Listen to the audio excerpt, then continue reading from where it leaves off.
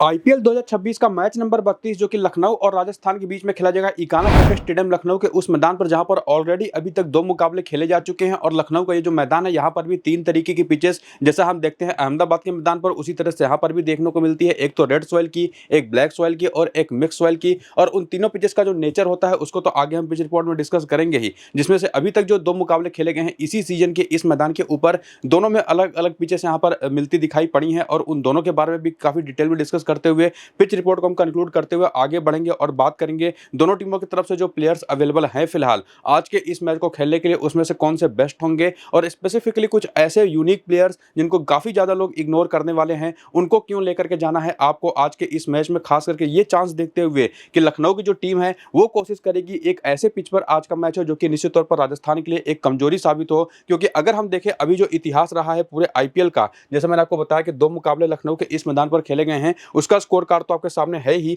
पहले अगर हम इसी की बात कर ले तो जो पहला मैच 1 अप्रैल को हुआ था शाम को 7:30 बजे से लखनऊ और दिल्ली के बीच में, इस मैदान पर अगर हम बात करें तो इस मैच के दौरान लाल मिट्टी की पिच दी गई थी दिल्ली के खिलाफ लखनऊ को, जहां पर लखनऊ ने पहले बैटिंग करते हुए केवल 141 रन बनाए और टीम ऑल आउट हो गई। जहां पर पहले 6 ओवर में इन्होंने 48 रन बनाए थे 2 विकेट के नुकसान पर। हालांकि शुरुआती जो विकेटें लखनऊ की गिरी थी, ऐसा कुछ नहीं था कि पेसर्स ने विकेटें ली थी, एक्चुअली स्पिनर्स ने विकेटें ली थी। यानी कि पेसर्स के लिए कुछ बहुत ज्यादा एक्स्ट्रा यहां पर हेल्प थी नहीं। एक्चुअली लखनऊ के बैटर्स उतने अच्छे फॉर्म में थे भी नहीं और दिल्ली के बॉलर्स ने अच्छी बॉलिंग करी। और उसके जवाब में जब दिल्ली की टीम पहले बैटिंग करने उतरी तो इनकी शुरुआत भी काफी खराब रही और यहां पर 33 के स्कोर पर इन्होंने 4 विकेटें गंवा दी। और उसके बाद जो इनके दिल्ली के एक इंपैक्ट सब्स्टिट्यूट थे समीर रिजवी, कमाल की पारी उन्होंने खेली, कुछ देर आराम से बैटिंग करते हुए बाद में जब ओस आ गई सेकंड इनिंग के अंदर तो उसका फायदा भी मिला और बड़ी आसानी से ये 4 विकेटें जो पावर प्ले में ही गिर गई थी वही विकेटें गिरी रही। और उसके बाद देख करके स्कोर आपको साफ साफ लगेगा यही कि बड़ी आसानी से 6 विकेट से दिल्ली ने इस मैच को जीत लिया। लेकिन इस लाल मिट्टी वाली पिच पर एक चीज हमने देखी थी पिछले वाले मैच में कि हल्की फुल्की स्विंग सेकंड इनिंग के दौरान तो मिली, लेकिन वो चीज पहली इनिंग के दौरान नहीं थी। पहली इनिंग के दौरान जो दोनों विकेटें गिरी थी, एक तो निश्चित तौर पर बॉलर्स का उसमें हाथ नहीं था, एक में वहां पर स्पिनर ने विकेट लिया था। तो ये जो पहले मैच में लाल मिट्टी की पिच मिली, उसके बाद जब दूसरा मुकाबला खेला गया 12 अप्रैल को लखनऊ और गुजरात के बीच में, तो यहां पर मिक्स सॉइल वाली पिच दी गई। यानी कि गुजरात की टीम जो जनरली खेलती है अपने होम ग्राउंड अहमदाबाद में, वहां पर भी सिमिलरली तीनों तरीके के पिचेस होती हैं। जहां पर ज्यादातर मैचेस रेड सॉइल की पिचेस पर खेलती है गुजरात की टीम, तो लखनऊ ने उनको दे दिया मिक्स सॉइल का पिच। वो भी उनके लिए एक तरह से बैकफायर ही कर गया, क्योंकि लखनऊ की टीम को फिर से पहले बैटिंग करनी पड़ी। लखनऊ की टीम जैसा कि पहले मैच में भी अच्छे फॉर्म में नहीं थी, यहां पर भी बेहतर फॉर्म में थी नहीं और केवल 164 रन ही बना पाई 8 विकेट के नुकसान पर। 8 विकेटें उसमें से 8 की 8 इन्होंने पेसर्स को दी, जिसमें से पहले 6 ओवर के पावर प्ले में 60 रन इन्होंने बनाए थे 2 विकेट के नुकसान पर। और उसके जवाब में जब गुजरात की टीम बैटिंग करने उतरी तो पहले 6 ओवर में 52 रन बनाने के बाद 1 विकेट के नुकसान पर उस स्कोर को बड़ी इजीली चेज करते हुए 7 विकेट से मैच को जीत लिया। और दोनों मैचेस में जो अलग अलग पिचेस हमने देखी, एक कॉमन चीज जो देखने को मिली वो ये कि बहुत ज्यादा मात्रा में नहीं, लेकिन सेकंड इनिंग के दौरान ड्यू वहां पर असर कर रही थी और इसकी वजह से मैच के आगे बढ़ने के साथ साथ बैटिंग आसान होती चली जा रही थी। और 2023 का जो ओडीआई वर्ल्ड कप हुआ था ना, उसके पहले आपको याद होगा कि यहाँ की पिचें बहुत स्लो होती थी, बाउंस यहाँ पर लो होता था, रन्स बनाने उतने आसान होते थे नहीं। लेकिन 2023 वर्ल्ड कप के दौरान यहाँ की पिचेस को दोबारा बनाया गया और उसके बाद से बिल्कुल माहौल यहाँ पर चेंज हो गया। जब सेकंड बैटिंग करना पहले यहाँ पर मुश्किल होता था, वो बिल्कुल उल्टा होकर के अब सेकंड बैटिंग यहाँ पर आसान हो चुका है। और पिछले 10 टी20 मुकाबलों में 8 बार बैटिंग सेकंड करने वाली टीमें मैचेस जीती हैं। यहाँ पर भी दोनों मैचेस बैटिंग सेकंड करने वाली टीमें ही जीती हैं। और उन पिछले 10 मैचेस में स्पिन को 2976 विकेटें पेस को मिली हैं। अब बिल्कुल तस्वीर चेंज हो चुकी है, 76 में से 50 विकेटें पहली इनिंग के अंदर ही आ गई हैं। क्योंकि इसका सबसे जो बड़ा रीजन होता है कि पिचेस कोई भी यहाँ पर मिले, जब एक बार पहली इनिंग की बॉलिंग में गेंद थोड़ी सी पुरानी हो जाती है तो बल्ले पर थोड़ा सा फंस करके आती है और वहां पर किसी भी स्कोर को जो टीमें पहले बैटिंग करती है और एक्सेलरेट करना चाहती है, रन रेट बढ़ाना चाहती हैं अपना, वो चीज नहीं हो पाती। और उसके बाद सेकंड इनिंग में ओस आ जाती है तो जो एक मोर देन इनफ स्कोर नहीं बन पाता, उसको चेज करना आसान हो जाता है। भले ही शुरुआत में विकेटें गिरे, लेकिन जो एक चीज आपको मैंने बताया था ना कि आज का जो मैच है राजस्थान के खिलाफ, राजस्थान की टीम या तो बारसापारा में या तो अब जाकर के सवाई मानसिंह स्टेडियम पर अपने होम ग्राउंड पर मैचेस खेलेगी, जहां पर जनरली हम मिक्स सॉइल की पिचेस देखते हैं। आज पूरी उम्मीद है कि जब पहले मैच में रेड सॉइल की पिच मिली, आज सेकंड मैच के अंदर मिक्स सॉइल की पिच मिली, आज मुझे लगता है कि एक ब्लैक सॉइल की पिच आपको देखने को मिल सकती है राजस्थान के खिलाफ लखनऊ के लिए। चूंकि अगर आपको एग्जांपल के तौर पर मैं समझाऊं, टीमें ये कोशिश करती हैं। अभी लास्ट वाला मैच जब गुजरात और मुंबई का जो हुआ था अहमदाबाद के मैदान पर, तो अभी कभी भी जब मुंबई की टीम गई है गुजरात में खेलने अहमदाबाद के मैदान पर, तो कभी भी उनको लाल मिट्टी की पिच मिलती नहीं, हमेशा काली मिट्टी की पिच मिलती है। चूंकि जो मुंबई की टीम है वो वानखेड़े में अपने होम मैचेस खेलती है ज्यादातर, तो वहां पर लाल मिट्टी की ही पिचेस होती है। तो ये जो काफ़ी हद तक टीमें अपनी कोशिश करती है कि सामने वाली टीम को कमज़ोर करने के लिए, वो आज मुझे होता हुआ दिखाई पड़ रहा है। काली मिट्टी की पिच मिलती दिखाई पड़ रही है। फिर भी जो भी अभी तो मेरे पास जो अंदाज़ा है वो मैं आपको बता रहा हूँ। टॉस के बाद की जो रियल इन्फॉर्मेशन होगी वो आपको मैं टेलीग्राम और व्हाट्सएप चैनल पर बता दूंगा कि कौन सी पिच है, किस मिट्टी की है और किस मिट्टी की है। तो काली मिट्टी की पिच पर आपको पता होगा कि थोड़ी सी वहाँ पर बैटिंग मुश्किल होती है लाल मिट्टी की कंपैरिजन में, मिक्स सॉइल वाली मिट्टी के कंपैरिजन में भी। लेकिन सेकंड इनिंग का वो एक कॉमन जो यहाँ पर रिजल्ट निकलता है कि बैटिंग सेकंड करना फेवरेबल होगा किसी भी टीम के लिए ओस की वजह से। तो ओस आने के चांसेस होंगे या नहीं वो भी बता दूंगा, और मेरी अपनी जो फाइनल टीम बनेगी पिच की इमेज के साथ वो भी आपको मैं टेलीग्राम और व्हाट्सएप पर अपडेट करूंगा टॉस के बाद। तो जाकर के दोनों को ज्वाइन करिए। नीचे डिस्क्रिप्शन में और पिन कमेंट में जो लिंक है वहां पर आपको डिस्क्रिप्शन में और पिन कमेंट में जो लिंक है टेलीग्राम और व्हाट्सएप चैनल का, उसको क्लिक करके आप टेलीग्राम और व्हाट्सएप को ज्वाइन कर सकते हैं। फिलहाल आइए आगे बढ़ते हैं, बात करते हैं यहाँ पर होम टीम यानी कि लखनऊ की। इनका जो प्रोबेबल स्क्वाड बनता दिखाई पड़ रहा है वो आपके सामने जो पिछले मैच में भी खेला था, मोहसिन खान को लेकर के आए थे इंपैक्ट प्लेयर के तौर पर। शुरुआत में इन्होंने विकेट भी निकाला, बाद में थोड़ी सी इनकी पिटाई हो गई, और बाकी यहाँ पर मिचेल मार्श के साथ आयुष बदोनी को ओपन करा दिया। पिछले वाले मैच में मार्करम को नंबर नीचे लेकर के गए। इवन निकोलस पूरन के भी बाद, पूरन का फॉर्म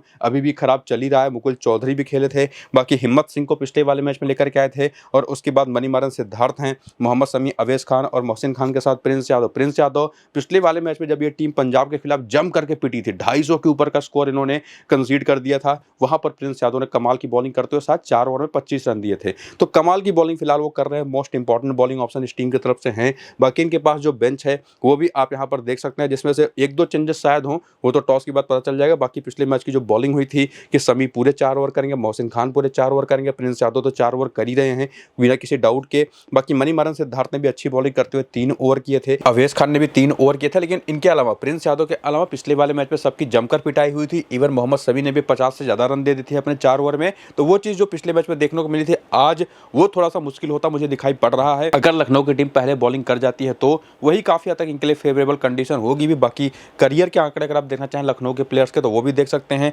वीडियो को रोक करके आप इसको देख लीजिएगा। बाकी आगे बढ़ते हुए रीसेंट फॉर्म की तरफ आए, जहां पर आपको पता चलेगा कि जो इस सीजन के मैचेस लखनऊ के प्लेयर्स ने खेले उसमें क्या परफॉर्मेंसेज रही हैं इंडिविजुअली हर एक मैच के अंदर, और इवन उसके पहले भी इनका कैसा फॉर्म रहा था आईपीएल के पहले। तो उससे आपको एक कंसिस्टेंसी का पता चलेगा कि कौन सा प्लेयर कितना कंसिस्टेंट परफॉर्मेंस दे रहा है। लेकिन उसके साथ साथ आपको यह भी बता दूं कि जो लखनऊ की टीम है इसने टोटल जो 6 मुकाबले खेले हैं इस सीजन में, 2 मुकाबले केवल जीते, 4 मुकाबले हार गई है टीम। पहला मैच हारी थी और पिछले 3 मुकाबले बैक टू बैक हारी है। तो काफी हद तक इनका जो मोराल है वो डाउन तो है ही। यहाँ तक आते आते बैटिंग भी कुछ खास यहाँ पर इनकी कमाल कर नहीं पा रही, बॉलिंग फिर भी ठीक है। लेकिन अगर हम परफॉर्मेंसेस बात करें ओवरऑल तो मिचेल मार्श 40 रन के पिछले 2 मैचेस में बैक टू बैक पारियां खेल चुके हैं, और एक यहाँ पर 35 की भी पारी खेली थी इन्होंने। लेकिन इनके साथ एक दिक्कत जो देखने को मिली है कि रन्स तो ये थोड़े बहुत बना करके दे रहे हैं, लेकिन वो रन रेट के साथ नहीं बना पा रहे हैं कि काफी हद तक यहाँ पर एक्सीलरेशन इनकी इनिंग को मिले। तो काफी धीमी पारियां रही हैं इनके, अगर हम देखें कैपेबिलिटी के हिसाब से। लेकिन फिर भी कम से कम आप एक बात ये कह सकते हैं कि रन्स इन्होंने बना रखे हैं। बाकी आयुष बदौनी काफी अच्छे फॉर्म में दिखाई पड़े हैं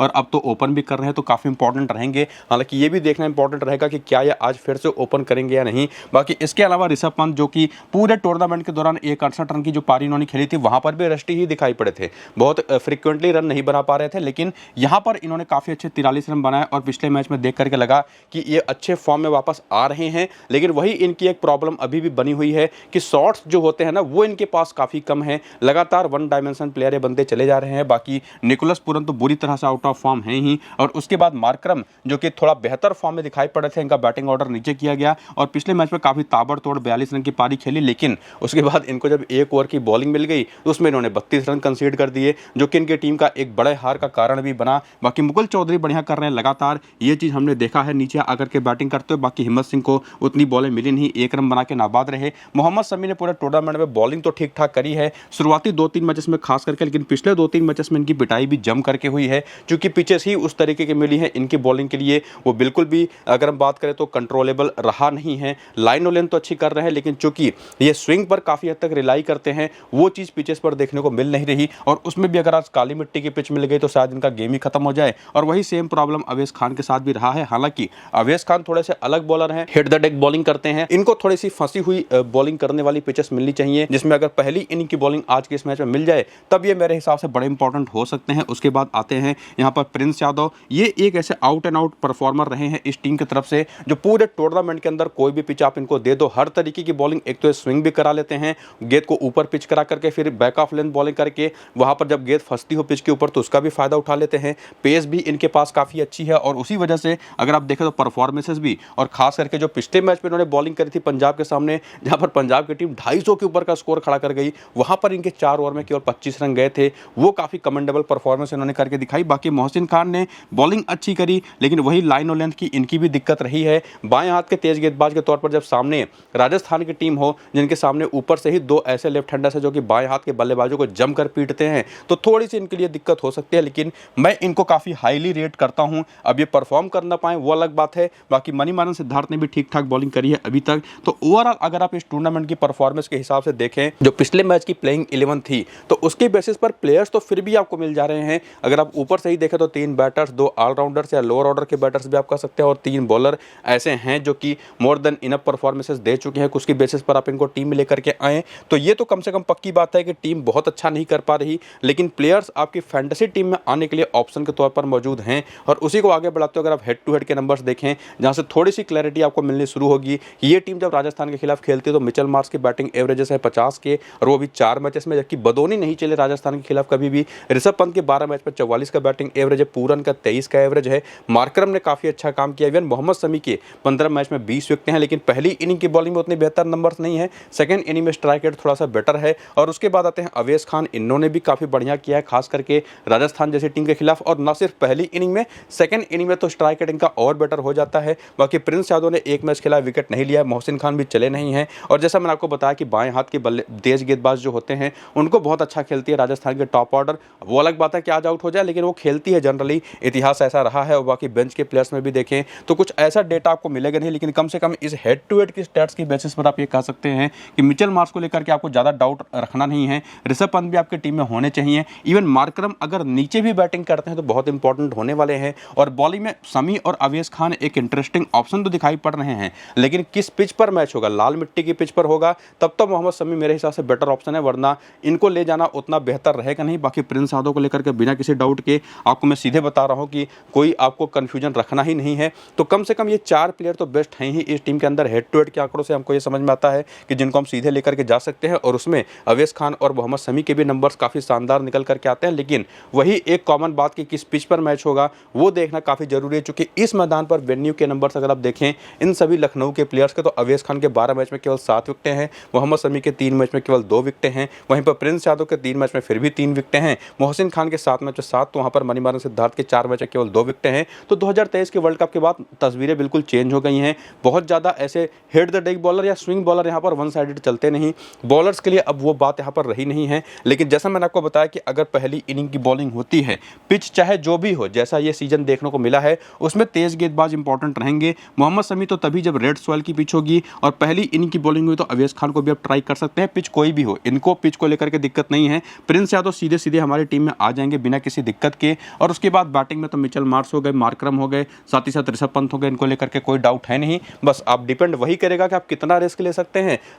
तो आप आयुष बदोनी को भी पिक कर सकते हैं, पूरन को भी पिक कर सकते हैं, आपके ऊपर डिपेंड करेगा। अब ज़्यादा सेफ खेलना है तो आप पूरन के साथ जा सकते हैं, थोड़ा सा रिस्क लेना चाहें तो बदोनी के साथ जा सकते हैं। बाकी मोहसिन खान भी एक बड़े अच्छे ट्रम्प ऑप्शन मेरे हिसाब से साबित हो सकते हैं। लेकिन बात वही है कि किस पिच पर मैच होगा, लाल मिट्टी की पिच होगी तो ही मोहसिन खान को यहाँ पर मैं वैल्यू करूंगा, वरना मोहम्मद शमी की तरह इनको भी मैं वहाँ पर ड्रॉप करने को मजबूर हो जाऊंगा। तो उम्मीद करूंगा कि क्लैरिटी आपको मैंने यहाँ पर दे दी है कि लखनऊ की तरफ से कौन से प्लेयर कब और कितने इंपॉर्टेंट होंगे। बाकी उनके बैटर्स का प्लेयर बैटल देखने जाएं तो मार्करम जो है वो जडेजा पर 6 गेंद पर 7 रन बना करके एक बार आउट हो चुके हैं। और लेफ्ट आर्म ऑर्थोडॉक्स बॉलिंग इनकी एक कमजोरी भी रही है पूरे T20 करियर में, जो कि जडेजा के सामने दिखी भी है। और बाकी मिचेल मार्श की भी वही दिक्कत रही है, एक तो लेफ्ट आर्म ऑर्थोडॉक्स बॉलिंग और plus left arm medium pace bowling भी। और बाकी जोफ्रा आर्चर पर भी एक बार सस्ते में आउट हो चुके हैं। बाकी ऋषभ पंत की बात करें तो संदीप शर्मा और जडेजा ने इनको सस्ते में निपटाया है, खास करके जडेजा ने। और उसके बाद आगे बढ़ते अगर हम बात करें जो बाकी प्लेयर्स हैं एज अ बैटर, पूरन जो कि अभी तो काफी बुरे फॉर्म में चल रहे हैं, कोई भी बॉलर आकर के इनको आउट करके जा रहा है। बाकी संदीप शर्मा पर 37 रन बना करके 3 बार, और देश पांडे की 12 गेंदों पर 21 रन बना करके 1 बार। और इनको एक दिक्कत ये रही है कि गेंदें जब फंस करके बल्ले पर आती हैं तो इनकी तूती बोलती नहीं, जो कि अभी तक ज्यादातर मैचेस में पहले बैटिंग करते हुए हुआ भी है और इस मैदान पर तो और भी होता है। और बाकी आयुष बदौनी भी तुषार देशपांडे पर 2 बार, जडेजा पर 1 बार। तो एक जो कॉमन चीज हमने देखी है इस पूरी लखनऊ की टीम की, लेफ्ट आर्म ऑर्थोडॉक्स बॉलिंग उनकी एक प्रॉपर कमजोरी रही है, जिसमें बाएं हाथ की तेज गेंदबाजी को भी इंक्लूड कर सकते हैं। और ऐसे पेसर्स जो कि चेंज ऑफ पेस बड़ी अच्छी करते हैं, हालांकि पिछले वाले मैच में ना तो तुषार देशपांडे खेले थे और ना तो इवन संदीप शर्मा ही खेले थे। जब बात आती है राजस्थान की टीम की, तो इन्होंने चूंकि पिछले वाला मुकाबला जो खेला था ना, वहां पर इनको स्पिनिंग ट्रैक मिल गई थी और उसका फायदा उठाने के लिए उन्होंने यशराज पुंजा को भी खिला लिया था एक लेग स्पिनर के तौर पर, और बढ़िया बॉलिंग हालांकि इन्होंने करी भी थी और एक मिस्ट्री बॉलर माने भी जाते हैं। बाकी ब्रिजेश शर्मा को भी लेकर के आए थे जो कि चेंज ऑफ पेस अच्छी कर लेते हैं, लेकिन देखना पड़ेगा कि क्या ये आज दोनों कंटिन्यू करेंगे या वापस तुषार देशपांडे संदीप शर्मा में से कोई एक या दोनों आ जाएगा। बाकी बाएं हाथ का तेज गेंदबाज तो इनके पास बढ़िया है ही, रवि बिश्नोई कमाल कर ही रहे हैं। जोफ्रा आर्चर जैसा दाहिने हाथ का तेज गेंदबाज जो कि फ्रिक्वेंटली 150 किलोमीटर प्रति घंटे की रफ्तार से बॉलिंग कर रहा है। ओवर्स में जो 6 गेंदें होती है उसमें से 3-4 तो कर ही देते हैं। डोनोवन फरेरा ने भी एक बहुत अच्छा मैच खेला है और बैटिंग ऑर्डर में तो कुछ खास बताने की जरूरत आपको है नहीं, जिसमें सिमरन हेटमायर का फॉर्म उतना बेहतर चल नहीं रहा। जडेजा के साथ दिक्कत यह रही है कि इनके कप्तान ये बड़े समझदार बनते हैं, अपने आप को बॉलिंग उसे कराते ही नहीं जब तक स्प्रिंग ट्रैक ना मिल जाए। पिछले मैच में तो ये भी हुआ कि 3 ओवर में 8 रन देकर के 2 विकेट ले गया बंदा, फिर आकर के इसने अपना 1 ओवर डाला और अपनी टीम को ऑलमोस्ट हरवा ही दिया बेसिकली, रन ज्यादा खा करके, देखते हुए कि सामने लेफ्ट हैंडर बैटर है। तो ओवर स्मार्ट कैप्टन थोड़े से निश्चित तौर पर अपनी टीमों को लेट डाउन कर रहे हैं। बाकी राजस्थान की टीम ने तो अपने ओपनर्स के दम पर और बॉलर्स के दम पर काफी सारे मैचेस जीते हैं। बाकी यहाँ पर आपके सामने हैं जो बेंच के ऑप्शंस, जिसमें से आपको मैंने बताया ही है कि संदीप शर्मा और साथ ही साथ तुषार देशपांडे में से कोई ना कोई एक आज मुझे खेलता दिखाई पड़ रहा है। और बाकी यहाँ पर जो बॉलिंग पिछले मैच में इनकी तरफ से हुई थी, जोफ्रा आर्चर ने पूरे 4 ओवर करे थे और किस किस ओवर में किया था देखिए वो भी देख लीजिएगा, तो उससे आपको पावर प्ले और डेथ ओवर का आइडिया मिलेगा हर एक बॉलर की तरफ से। बाकी राजस्थान के प्लेयर्स के करियर के आंकड़े देखना चाहें तो वो भी देख सकते हैं और उसको आगे बढ़ाते हुए रिसेंट फॉर्म, जिसमें आपको ये भी बता दूं कि ये टीम भी 6 मैचेस खेली है। लखनऊ ने भी 6 मुकाबले खेल रखे हैं, उसने 2 ही जीते, लेकिन इस टीम ने 2 मुकाबले हारे हैं, बाकी 4 जीते हैं। लेकिन दिक्कत ये रही कि पिछले दोनों मैचेस बैक टू बैक ये टीम हारी है, जिसमें इनके ओपनर्स ने पहले मैच में तो जल्दी आउट हो गए थे, सेकंड लास्ट मैच में, पिछले मैच में दोनों ने काफी अच्छी शुरुआत दिलाई, उसके बावजूद ये टीम 150 के आसपास के स्कोर पर बुक हो गई। उनके मिडिल ऑर्डर ने बिल्कुल भी कुछ खास कमाल किया नहीं और वो नंबर्स अगर आप देखें तो आपके सामने जायसवाल ने 3946 रन बनाए थे, वैभव सूर्यवंशी ने, और इन्होंने एक्चुअली पिछले मैच में दिखाया कि ये सिर्फ मारते नहीं है गेंदों को अंधाधुंध, बल्कि ये रोक करके भी खेला जानते हैं। उसके बावजूद स्ट्राइक रेट बहुत ही कमाल का था। और वही सेकंड लास्ट मैच अगर आप छोड़ दें तो वैभव सूर्यवंशी ने लगातार कंसिस्टेंट परफॉर्मेंसेस दी हैं, सिमिलरली जायसवाल को लेकर के भी आप वही कर सकते हैं। ध्रुव जुरेल ने कुछ बढ़िया पारियां खेली हैं इस सीजन के अंदर, 2 कमाल की पारियां, 81 नाबाद और 75 के, लेकिन वही जब बैटिंग पिच अच्छी मिल जाए तब, वरना इनकी भी कुछ खास चली नहीं है। वही सेम चीज रियान पराग को भी लेकर के है,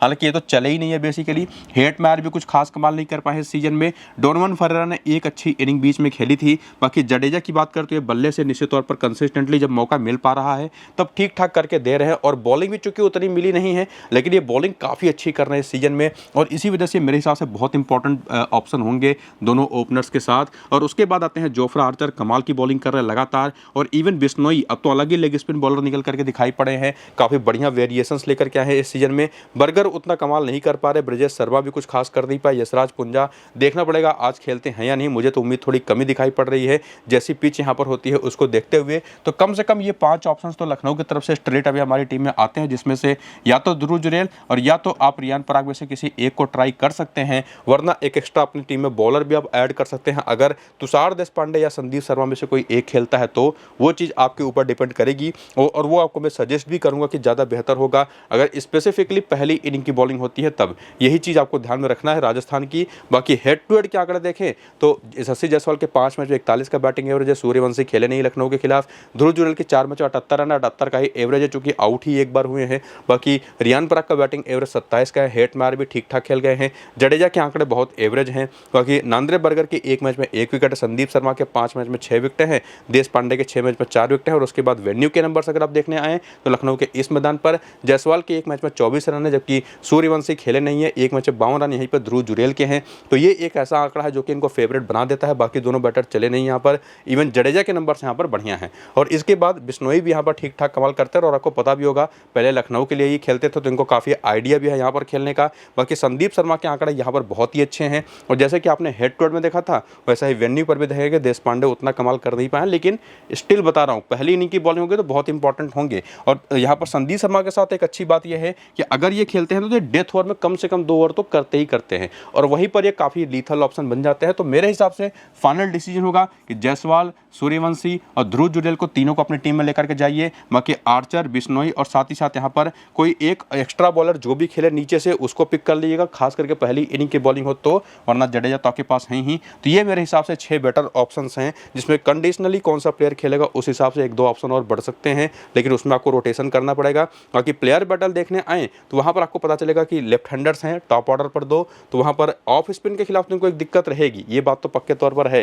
हालांकि सामने जो लखनऊ की टीम, उनके पास जो ऑफ स्पिनर हैं उतने स्किलफुल नहीं है, या तो बदोनी करेंगे या तो मार्करम करेंगे, लेकिन कर तो सकते हैं, ये बात पक्के तौर पर है। बाकी जायसवाल नोरकिया पर 17 गेंद पर 13 रन बना करके एक बार, तो अवेश खान के 19 गेंद पर 27 रन बना करके एक बार आउट हो चुके हैं। थोड़ी सी तेज आती शॉर्ट पिच गेंदें को परेशान करती है, लेफ्ट आर्म ऑर्थोडॉक्स भी इनकी कमजोरी रही है। बाकी वैभव सूर्यवंशी ने भी लेफ्ट आर्म ऑर्थोडॉक्स और ऑफ स्पिन पर विकेटें दी हैं। बाकी ध्रुव जुरेल भी मोहम्मद शमी पर एक बार सस्ते में आउट हो चुके हैं, बाएं हाथ के तेज गेंदबाजी पर एक बार सस्ते में आउट हो चुके हैं। ऑफ स्पिन लेग स्पिन इनकी भी कमजोरी रही है। और उसके बाद आते हैं बाकी के बैटर्स, और एक कॉमन चीज आपको जो लेग स्पिन के तौर पर दिखाई पड़ेगी इस टीम की कमजोरी, तो सामने की टीम में जो ऑप्शन है एक लेग स्पिन का, वो निश्चित तौर पर आपको देखना पड़ेगा। हालांकि वो पिछले मैच पर नहीं खेले थे लखनऊ के लिए, हालांकि वो उतनी अच्छी बॉलिंग कर भी नहीं रहे हैं। एक्चुअली मणिमारन सिद्धार्थ एक ऑप्शन हो सकते हैं इस टीम के खिलाफ, और बाकी बाएं हाथ का तेज गेंदबाज जो भी आपको मैंने पीछे बताया समझाया वो तो रहेगा ही। तो एक बात तो कम से कम क्लियर है कि फेवरेट तो फिर भी, चाहे भले लखनऊ की टीम अपने मैदान पर खेल रही है, लेकिन राजस्थान की ही टीम आज के इस मैच के लिए भी रहेगी।